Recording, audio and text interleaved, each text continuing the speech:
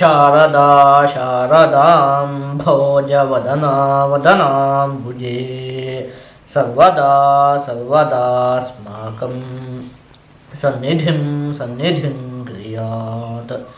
ಸಮಸ್ತ ವೀಕ್ಷಕರಿಗೂ 2026ನೇ ಸಾಲಿನ ಧನಸ್ಸು ರಾಶಿಯ ವರ್ಷ ಭವಿಷ್ಯದ ಕಾರ್ಯಕ್ರಮಕ್ಕೆ ಸುಸ್ವಾಗತ. ನಾವು ಈ 2026ನೇ ಸಾಲಿನಲ್ಲಿ ಧನಸ್ಸು ರಾಶಿಯವರಿಗೆ ಏನೇನು ಫಲಗಳು ಪ್ರಾಪ್ತಿಯಾಗತ್ತೆ ಅಂತ ಹೇಳಿ ನೋಡ್ತಾ ಹೋಗೋಣ. ಅದಕ್ಕಿಂತಲೂ ಮೊದಲು ನಾನು ನಿಮಗೆ ಒಂದು ವಿಷಯವನ್ನು ಹೇಳಬೇಕು. ಈ 2026ನೇ ಸಾಲಿನ ಅಕ್ಷಯ ತೃತೀಯದಂದು ಅಂಥೇಳಿ ಆದರೆ ಏಪ್ರಿಲ್ ತಿಂಗಳ 20ನೇ ತಾರೀಖಿನಂದು ನಾವು ಶೃಂಗೇರಿಯಲ್ಲಿರುವಂತಹ ನಮ್ಮ ಯಾಗಶಾಲೆಯಲ್ಲಿ ಶ್ರೀ ಸೂಕ್ತ ಹೋಮ, ದುರ್ಗಾ ಹೋಮ ಮತ್ತು ಸರಸ್ವತಿ ಹೋಮವನ್ನು ಹಮ್ಮಿಕೊಂಡಿದ್ದೇವೆ. ನೋಡಿ, ಶ್ರೀ ಸೂಕ್ತ ಹೋಮವನ್ನು ಮಾಡುವುದರಿಂದಾಗಿ ಹಣಕಾಸಿನ ವಿಚಾರದಲ್ಲಿ ಅಭಿವೃದ್ಧಿ ಉಂಟಾಗುತ್ತೆ ಮತ್ತು ಉದ್ಯೋಗಕ್ಕೆ ಸಂಬಂಧಪಟ್ಟಿರುವಂತಹ ವಿಚಾರದಲ್ಲಿಯೂ ಕೂಡ ಅಭಿವೃದ್ಧಿ ಅನ್ನುವಂಥದ್ದು ಉಂಟಾಗುತ್ತೆ. ಸರಸ್ವತಿ ಹೋಮದಿಂದಾಗಿ ಮಕ್ಕಳ ಒಂದು ವಿದ್ಯಾಭ್ಯಾಸದ ವಿಚಾರದಲ್ಲಿ ಒಂದಷ್ಟು ಅಭಿವೃದ್ಧಿ ಅನ್ನುವಂಥದ್ದು ಉಂಟಾಗುತ್ತೆ. ಹಾಗೆ ದುರ್ಗಾ ಹೋಮದಿಂದಾಗಿ ನಿಮ್ಮ ಒಂದು ಕುಟುಂಬಕ್ಕೆ ರಕ್ಷಣೆ ಅಂತ ಹೇಳುವಂಥದ್ದು ಪ್ರಾಪ್ತಿಯಾಗುತ್ತೆ. ಹಾಗಾಗಿ ಒಂದು ವರ್ಷದಲ್ಲಿ ಒಂದು ಕುಟುಂಬದ ಎಲ್ಲ ರೀತಿಯಾಗಿಯೂ ಕೂಡ ಅಭಿವೃದ್ಧಿ ಉಂಟಾಗಬೇಕು ಅಂತ ಹೇಳುವಂತಹ ಕಾರಣಕ್ಕಾಗಿ ಈ 3 ಹೋಮಗಳನ್ನು ಹಮ್ಮಿಕೊಂಡಿದ್ದೇವೆ. ನೀವು ಕೇವಲ 1,000 ರೂಪಾಯಿಗಳನ್ನು ಪಾವತಿಸುವುದರ ಮೂಲಕ ಈ 3 ಹೋಮಗಳ ಸಂಕಲ್ಪದಲ್ಲಿಯೂ ಕೂಡ ನಿಮ್ಮ ಮತ್ತು ನಿಮ್ಮ ಕುಟುಂಬದವರ ಹೆಸರನ್ನು ನೋಂದಾಯಿಸಬಹುದು. ಜೊತೆಗೆ ನೀವು ನಿಮ್ಮ ವಿಳಾಸವನ್ನು ಕೂಡ ಕಳುಹಿಸಿಕೊಟ್ಟರೆ ನಿಮ್ಮ ಮನೆಗೆ ಪ್ರಸಾದವನ್ನು ಕಳಿಸುವಂತಹ ವ್ಯವಸ್ಥೆಯೂ ಕೂಡ ಇರುತ್ತೆ.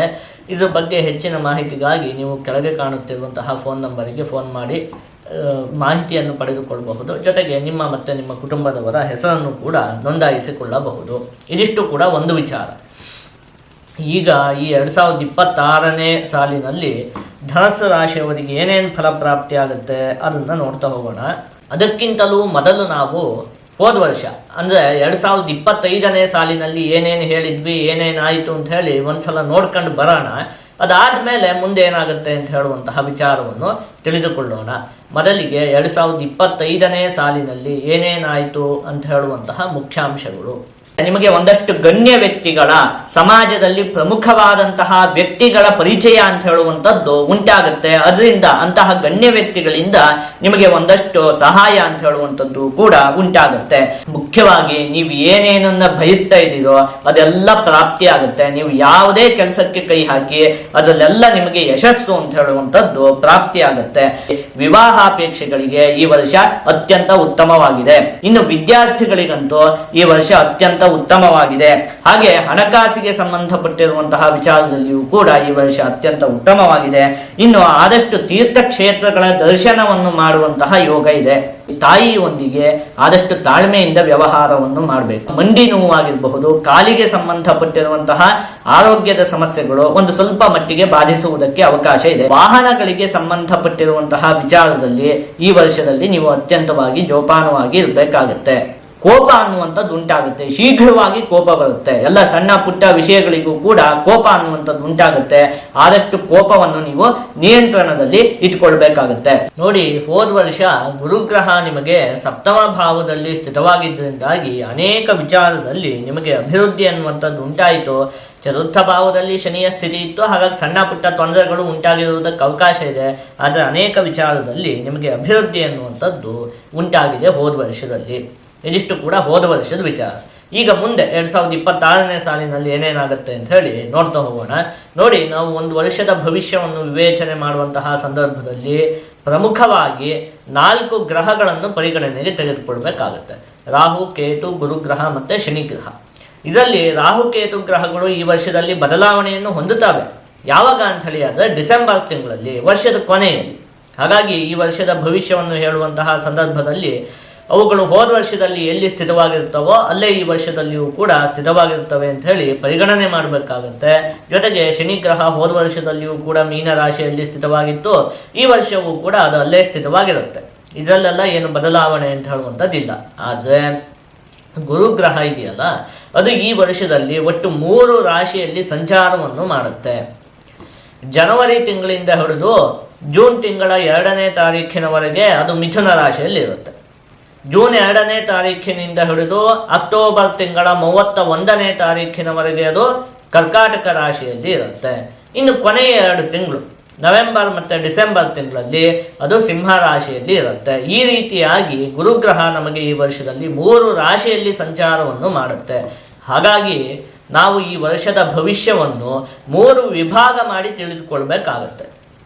1ನೇ ವಿಭಾಗ ಜನವರಿಯಿಂದ ಹಿಡಿದು ಜೂನ್ವರೆಗೆ ಏನಾಗುತ್ತೆ ಅಂತ, 2ನೇ ವಿಭಾಗ ಜೂನಿಂದ ಹಿಡಿದು ಅಕ್ಟೋಬರ್ ಕೊನೆವರೆಗೆ ಅಂದರೆ 5 ತಿಂಗಳು ಏನಾಗುತ್ತೆ ಅಂತ, ಕೊನೆಯ ವಿಭಾಗ ಕೊನೆಯ 2 ತಿಂಗಳು ಏನಾಗುತ್ತೆ ಅಂತ ಹೇಳಿ ಈ ರೀತಿಯಾಗಿ 3 ವಿಭಾಗ ಮಾಡಿ ನಾವು ತಿಳಿದುಕೊಳ್ಬೇಕಾಗುತ್ತೆ.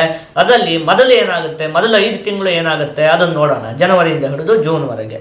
ಈ ಸಂದರ್ಭದಲ್ಲಿ ನಿಮಗೆ ಸಪ್ತಮ ಭಾವದಲ್ಲೇ ಗುರುವಿನ ಸ್ಥಿತಿ ಅಂತ ಹೇಳುವಂಥದ್ದು ಇರುತ್ತೆ. ಅಂದರೆ ಹೋದ ವರ್ಷ ಹೇಗಿತ್ತೋ ಅದೇ ಥರ ಇರುತ್ತೆ, ಏನು ಹೇಳುವಂತಹ ವ್ಯತ್ಯಾಸ ಏನಿಲ್ಲ.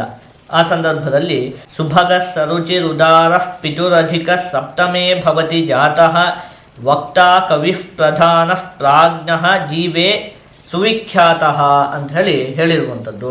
ಮುಖ್ಯವಾಗಿ ಹೋದ ವರ್ಷದಲ್ಲಿ ನಿಮ್ಮಿಂದ ಒಂದು 4 ಜನಕ್ಕೆ ಸಹಾಯ ಆಯಿತು, ಒಂದು 4 ಜನಕ್ಕೆ ಸಹಾಯ ಮಾಡುವಂತಹ ಯೋಗ ಅಂತ ಹೇಳುವಂಥದ್ದು ಇತ್ತು. ಅದು ಈ ವರ್ಷದ 5ನೇ ತಿಂಗಳವರೆಗೂ ಕೂಡ ಮುಂದುವರಿಯುತ್ತೆ. ನಿಮ್ಮಿಂದ ಒಂದು 4 ಜನಕ್ಕೆ ಸಹಾಯ ಅಂತ ಹೇಳುವಂಥದ್ದು ಉಂಟಾಗುತ್ತೆ. ಇನ್ನು ವಕ್ತಾ ಕವಿ, ಮಾತಿಗೆ ಸಂಬಂಧಪಟ್ಟಿರುವಂತಹ ಕೆಲಸವನ್ನು ಮಾಡುವಂತಹ ವ್ಯಕ್ತಿಗಳಿಗೆ, ಕಲಾವಿದರುಗಳಾಗಿರಬಹುದು ಅಥವಾ ಸಂಗೀತಗಾರರಾಗಿರಬಹುದು, ಕವಿಗಳು, ಈ ಬರವಣಿಗೆಗೆ ಸಂಬಂಧಪಟ್ಟಿರುವಂತಹ ಕೆಲಸವನ್ನು ಮಾಡುವಂತಹ ವ್ಯಕ್ತಿಗಳು, ಇವರಿಗೆಲ್ಲ ಒಂದು 5ನೇ ತಿಂಗಳವರೆಗೂ ಕೂಡ ತುಂಬ ಚೆನ್ನಾಗಿ ಅಭಿವೃದ್ಧಿ ಅನ್ನುವಂಥದ್ದು ಉಂಟಾಗುತ್ತೆ. ಜೊತೆಗೆ ವಿದ್ಯಾರ್ಥಿಗಳಿಗೂ ಕೂಡ ಈ ಒಂದು ಸಮಯ ಅಂತ ಹೇಳುವಂಥದ್ದು ಅತ್ಯಂತ ಉತ್ತಮವಾಗಿದೆ.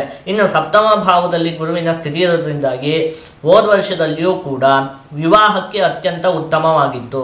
ನೋಡಿ, ಈ ರಾಶಿಯಲ್ಲಿ ಜನಿಸಿದಂತಹ ಅನೇಕ ವ್ಯಕ್ತಿಗಳಿಗೆ ಹೋದ ವರ್ಷದಲ್ಲಿ ವಿವಾಹ ಅಂತ ಹೇಳುವಂಥದ್ದು ನಿಶ್ಚಯ ಆಗಿರುತ್ತೆ. ಈ ವರ್ಷದ 5ನೇ ತಿಂಗಳವರೆಗೂ ಕೂಡ ಉತ್ತಮವಾದ ಗುರುಬಲ ಅಂತ ಹೇಳುವಂಥದ್ದಿದೆ. ಗುರುಗ್ರಹ ಸಪ್ತಮ ಭಾವದಲ್ಲಿ ಸ್ಥಿತವಾಗಿದೆ. ಹಾಗಾಗಿ ಒಂದು ಸ್ವಲ್ಪ ಪ್ರಯತ್ನ ಪಟ್ಟರೂ ಕೂಡ ವಿವಾಹ ನಿಶ್ಚಯವಾಗುವುದಕ್ಕೆ ಅವಕಾಶ ಇರುತ್ತೆ. ಒಟ್ಟಲ್ಲಿ ವಿವಾಹ ಅಪೇಕ್ಷೆಗಳಿಗೆ ಹೋದ ವರ್ಷದ ರೀತಿ ಈ ವರ್ಷದ ಮೊದಲ 5 ತಿಂಗಳು ಅಂತ ಹೇಳುವಂಥದ್ದು ಕೂಡ ಅತ್ಯಂತ ಉತ್ತಮವಾಗಿದೆ. ಇದಿಷ್ಟು ಮೊದಲ 5 ತಿಂಗಳಲ್ಲಿ ಏನಾಗುತ್ತೆ ಅಂತ ಏನು ಹೇಳುವಂತಹ ವ್ಯತ್ಯಾಸ ಇಲ್ಲ. ಹೋದ ವರ್ಷ ಕೂಡ ಚೆನ್ನಾಗಿತ್ತು, ಅದೇ ಥರ ಮುಂದುವರಿಯುತ್ತೆ, ಇನ್ನು ಯಾವುದೇ ವ್ಯತ್ಯಾಸ ಅಂತ ಹೇಳುವಂಥದ್ದಿಲ್ಲ ಮೊದಲ 5 ತಿಂಗಳಲ್ಲಿ. ಈಗ 2ನೇ ವಿಭಾಗ ಜೂನ್ 2ನೇ ತಾರೀಖಿನಿಂದ ಹಿಡಿದು ಅಕ್ಟೋಬರ್ 31ನೇ ತಾರೀಖಿನವರೆಗೆ ಏನಾಗುತ್ತೆ ಈ 5 ತಿಂಗಳಲ್ಲಿ ಅದನ್ನು ನೋಡ್ತಾ ಹೋಗೋಣ. ನೋಡಿ, ನೀವು ಈ ಸಮಯದಲ್ಲಿ ಒಂದು ಸ್ವಲ್ಪ ಜೋಪಾನವಾಗಿರಬೇಕಾಗತ್ತೆ.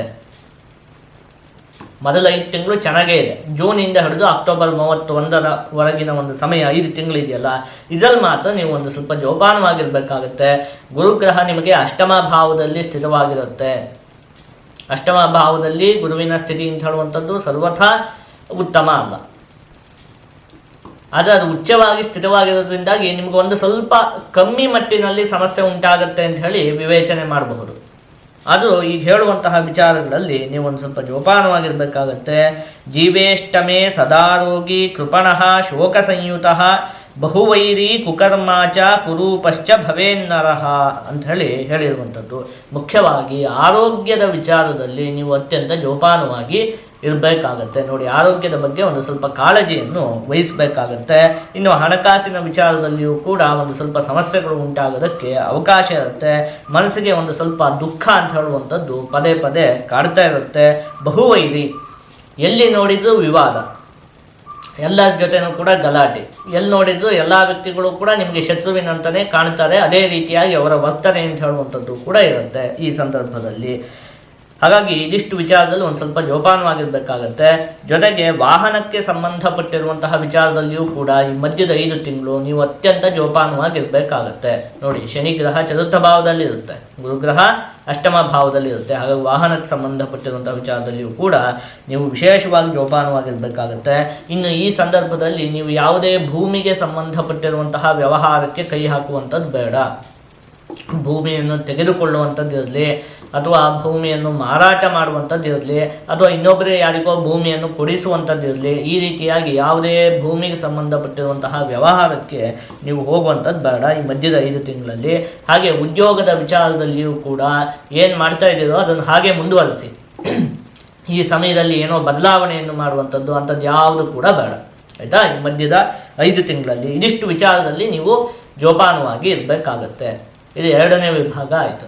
ಈಗ ಕೊನೆಯ ವಿಭಾಗ ನವೆಂಬರ್ ಮತ್ತು ಡಿಸೆಂಬರ್ ತಿಂಗಳಲ್ಲಿ ಏನಾಗುತ್ತೆ ಅಂತ ಹೇಳಿ ಅಂದರೆ ಈ ಸಮಯ ನಿಮಗೆ ಉತ್ತಮವಾಗಿದೆ. ನೋಡಿ, ಗುರುಗ್ರಹ ನವಮ ಭಾವದಲ್ಲಿ ನಿಮಗೆ ಸ್ಥಿತವಾಗಿರುತ್ತೆ. ಆ ಸಂದರ್ಭದಲ್ಲಿ ಅರ್ಥಂಚ ಸ್ವಕುಲಾಚಾರ ಗೃಹಲಾಭ ಸುಭೋಜನಂ ನಿತ್ಯ ಸ್ತ್ರೀಜನ ಸಂಪರ್ಕ ನವಮಸ್ಥೋ ಭವೇದ್ ಗುರುವು ಅಂತ ಹೇಳಿರುವಂಥದ್ದು. ಇಲ್ಲಿ ಹಣಕಾಸಿನ ಆಗಮನ ಎಲ್ಲ ಚೆನ್ನಾಗಾಗುತ್ತೆ, ಹಣಕಾಸಿನ ವಿಚಾರದಲ್ಲೆಲ್ಲ ಉತ್ತಮತೆ ಅಂತ ಹೇಳುವಂಥದ್ದು ಉಂಟಾಗುತ್ತೆ. ಮುಖ್ಯವಾಗಿ ಗೃಹಲಾಭ, ನೀವೇನಾದರೂ ಮನೆಯನ್ನು ಕಟ್ಟಬೇಕು ಅಥವಾ ಮನೆಗೆ ಸಂಬಂಧಪಟ್ಟಿರುವಂತಹ ಏನಾದರೂ ಅಭಿವೃದ್ಧಿಯನ್ನು ಮಾಡಬೇಕು ಅಥವಾ ಮನೆಯನ್ನು ತೆಗೆದುಕೊಳ್ಬೇಕು, ಈ ರೀತಿಯಾಗಿ ಏನಾದರೂ ಮನೆಗೆ ಸಂಬಂಧಪಟ್ಟಿರುವಂತಹ ವಿಚಾರದಲ್ಲಿ ಏನಾದರೂ ಪ್ರಯತ್ನ ಪಡಬೇಕು ಅಂತ ಹೇಳಿದರೆ ಈ ಸಮಯ ಅತ್ಯಂತ ಉತ್ತಮವಾಗಿದೆ. ನೋಡಿ, ಅದನ್ನು ನಿತ್ಯ ಸ್ತ್ರೀ ಜನ ಸಂಪರ್ಕ, ಇದರಲ್ಲೂ ಕೂಡ ಈ ಸಮಯದಲ್ಲೂ ಕೂಡ ವಿವಾಹಾಪೇಕ್ಷೆಗಳಿಗೆ ಅತ್ಯಂತ ಉತ್ತಮವಾಗಿದೆ. ಮೊದಲ 5 ತಿಂಗಳು ವಿವಾಹಾಪೇಕ್ಷೆಗಳಿಗೆ ಅತ್ಯಂತ ಉತ್ತಮವಾಗೇ ಇದೆ. ಕೊನೆ 2 ತಿಂಗಳು ಕೂಡ ಉತ್ತಮವಾಗಿದೆ. ಮಧ್ಯದ 5 ತಿಂಗಳು ಯಾವ ವಿಚಾರಕ್ಕೂ ಕೂಡ ಅಷ್ಟೊಂದು ಉತ್ತಮವಾಗಿಲ್ಲ. ಹಾಗೆ ಈ ಕೊನೆ 2 ತಿಂಗಳು ರಾಜಕಾರಣಿಗಳಿಗೆ ಅತ್ಯಂತ ಉತ್ತಮವಾಗಿದೆ. ಧಾರ್ಮಿಕ ಕಾರ್ಯಗಳಲ್ಲಿ ಆಸಕ್ತಿ ಎನ್ನುವಂಥದ್ದು ಉಂಟಾಗುತ್ತೆ. ಭೂಮಿ ಮತ್ತು ವಾಹನದ ಲಾಭ ಉಂಟಾಗುತ್ತೆ. ನೋಡಿ ಎಷ್ಟು ವಿಚಿತ್ರವಾಗಿದೆ. ಮಧ್ಯದ 5 ತಿಂಗಳು ಭೂಮಿ ಯಾವ ವಿಚಾರಕ್ಕೂ ಚೆನ್ನಾಗಿಲ್ಲ. ಕೊನೆಯ 2 ತಿಂಗಳಲ್ಲಿ ಭೂಮಿಯ ಲಾಭ, ನೀವೇನಾದರೂ ಭೂಮಿ ಗಿಮಿ ತೆಗೆದುಕೊಳ್ಬೇಕು, ಅದೇ ಹೇಳಿದ್ನಲ್ಲ, ಮನೆಗಿನೇ ಇದಕ್ಕೆ ಪಟ್ಟಿರುವಂಥದ್ದು ಏನೇ ಇದ್ರೂ ಕೂಡ ಕೊನೆಯ 2 ತಿಂಗಳು ತುಂಬ ಚೆನ್ನಾಗಿದೆ. ಆಯಿತಾ? ಇನ್ನು ವಾಹನಕ್ಕೆ ಸಂಬಂಧಪಟ್ಟಿರುವಂತಹ ವಿಚಾರದಲ್ಲಿಯೂ ಕೂಡ ಅದೇ ರೀತಿಯಾಗಿದೆ. ಉದ್ಯೋಗದಲ್ಲಿ ಉನ್ನತವಾದ ಸ್ಥಾನಮಾನಗಳು ಪ್ರಾಪ್ತಿಯಾಗುವುದಕ್ಕೆ ಅವಕಾಶ ಇರುತ್ತೆ ಕೊನೆಯ 2 ತಿಂಗಳಲ್ಲಿ. ಕೃಷಿಯ ಕೆಲಸವನ್ನು ಮಾಡುವಂತಹ ವ್ಯಕ್ತಿಗಳಿಗೂ ಕೂಡ ಕೊನೆಯ 1-2 ತಿಂಗಳಲ್ಲಿ ಅಭಿವೃದ್ಧಿ ಅನ್ನುವಂಥದ್ದು ಉಂಟಾಗುತ್ತೆ. ನೋಡಿ, ಇದಿಷ್ಟು ಒಂದು ವಿಚಾರ. ಈಗ ಶನಿಗ್ರಹ ಹೋದ ವರ್ಷ ಕೂಡ ನಿಮಗೆ ಚತುರ್ಥ ಭಾವದಲ್ಲೇ ಸ್ಥಿತವಾಗಿತ್ತು. ಈ ವರ್ಷದಲ್ಲಿಯೂ ಕೂಡ ಅದು ಚತುರ್ಥ ಭಾವದಲ್ಲೇ ಸ್ಥಿತವಾಗಿರುತ್ತೆ ಈ ವರ್ಷ ಸಂಪೂರ್ಣವಾಗಿ. ಆದರೆ ನಾವಿಲ್ಲಿ ಒಂದು ವಿಚಾರವನ್ನು ಗಮನಿಸಬೇಕು. ಹೋದ ವರ್ಷ ಶನಿಗ್ರಹ ನಿಮಗೆ ಚತುರ್ಥ ಭಾವದಲ್ಲಿ ಸ್ಥಿತವಾಗಿದ್ದರೂ ಕೂಡ ಉತ್ತಮವಾದ ಗುರುಬಲ ಅಂತ ಹೇಳುವಂಥದ್ದು ಇದ್ದಿದ್ದರಿಂದಾಗಿ ಅಷ್ಟೊಂದು ಸಮಸ್ಯೆ ಅಂತ ಹೇಳುವಂಥದ್ದು ಉಂಟಾಗ್ತಿರಲಿಲ್ಲ ಅದರಿಂದ. ಆದರೆ ಈ ವರ್ಷ ಏನಾಗುತ್ತೆ, ಮೊದಲ 5 ತಿಂಗಳಿಗೆ ಏನೂ ತೊಂದರೆ ಇಲ್ಲ, ಜೂನ್ವರೆಗೂ ಕೂಡ ಏನೂ ತೊಂದರೆ ಇಲ್ಲ. ಆದರೆ ಮಧ್ಯದ 5 ತಿಂಗಳಿದೆಯಲ್ಲ, ಅದರಲ್ಲಿ ನೀವು ವಿಶೇಷವಾಗಿ ಜೂನಿಂದ ಹಿಡಿದು ಅಕ್ಟೋಬರ್ ಕೊನೆಯವರೆಗೂ ಕೂಡ ವಿಶೇಷವಾಗಿ ನೀವು ಈ ವಿಚಾರಗಳಲ್ಲಿ ಒಂದು ಸ್ವಲ್ಪ ಜೋಪಾನವಾಗಿ ಇರಬೇಕಾಗತ್ತೆ. ಸುಖೇ ಮಂದೇ ಸುಖೈರ್ಹೀನೋ ಹೃತಾರ್ಥೋ ಬಾಂಧವೈರ್ನರಃ ಗುಣಸ್ವಭಾವೋ ದುಸ್ಸಂಗೇ ಕುಜನೈಶ್ಚಾವೃತಃ ಅಂತ ಹೇಳಿರುವಂಥದ್ದು.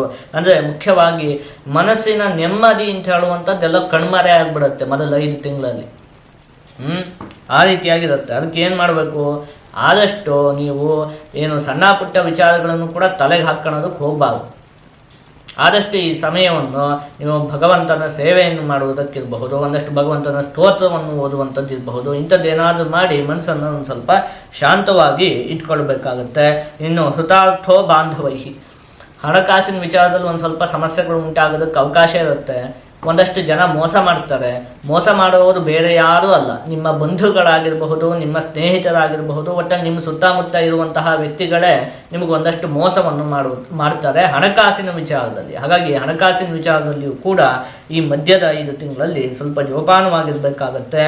ಇನ್ನು ಒಂದಷ್ಟು ಜನ ನಿಮ್ಮನ್ನು ಕೆಟ್ಟ ಮಾರ್ಗಗಳಿಗೆ ಎಳೀತಾರೆ ಈ ಸಂದರ್ಭದಲ್ಲಿ. ನೋಡಿ, ನಿಮ್ಮ ಸ್ನೇಹಿತರಾಗಿರಬಹುದು, ಏನೋ ಒಂದು ಸ್ವಲ್ಪ ಮದ್ಯಪಾನ ಮಾಡೋಣ ಬಾ ಅಂಥೇಳಿ ಕರ್ಕೊಂಡು ಹೋಗ್ತಾರೆ, ಅಥವಾ ಒಂದು ಸ್ವಲ್ಪ ಧೂಮಪಾನ ಮಾಡೋಣ ಬಾ ಅಂಥೇಳಿ ಕರ್ಕೊಂಡು ಹೋಗ್ತಾರೆ. ಏನೋ 1-2 ನಾನು ಹೇಳಿರುವಂಥದ್ದು ಅಷ್ಟೇ.